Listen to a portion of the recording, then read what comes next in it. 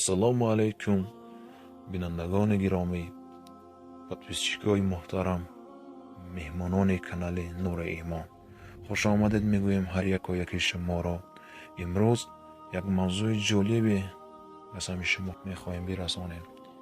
ин мавзӯи иддат мебошад ва мо ин мавзӯъро ба се қисм ҷудо кардем. иддат чист, навъҳои иддат ва фоидаи иддат. иддат чист?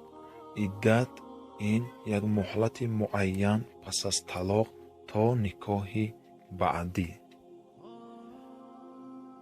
яъне чӣ хел? вақте ки як мард занашро талоқ медиҳад, ин зан то иддатро набинад, никоҳи баъдӣ яъне шавҳари дигар кардан наметавонад ва ҳаминро иддат мегӯянд. иддат чанд навъ мешавад? иддат се навъ мешавад ва барои се намуд ашхос аст. иддати аввалин ин барои занҳое ки ҳайз мебинанд, иддати онҳо се ҳайзи пурра аст. ва занҳое ки ҳайз намебинанд, чӣ аз ҷиҳати хурдсолӣ ва чӣ аз ҷиҳати калонсолӣ, иддати онҳо се моҳ аст.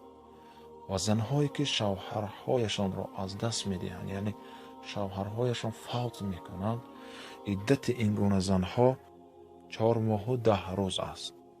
хулас навъҳои иддатро шумо донистед ва мегзарем ба фоидаи иддат.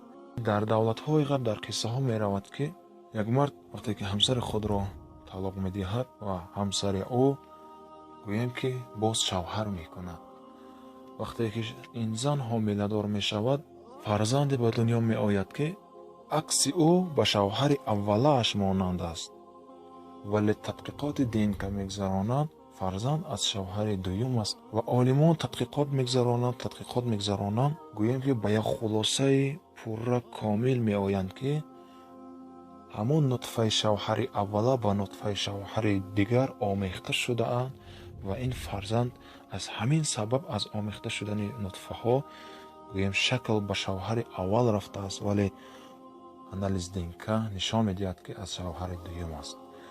хулас худованд барои ҳамин нагузошт, ки зан пас аз талоқ ҳамон лаҳза шавҳари дигар кунад. хуб, инҷо мавзӯи мо ба анҷом расид ва ҳарчи нофаҳмо бошад дар комментҳо нависед. бо тариқи пурра мо ба шумо дар наварҳои оянда мефаҳмонем. боқӣ то наварҳои оянда дар паноҳи худованди аззаваҷал бошед.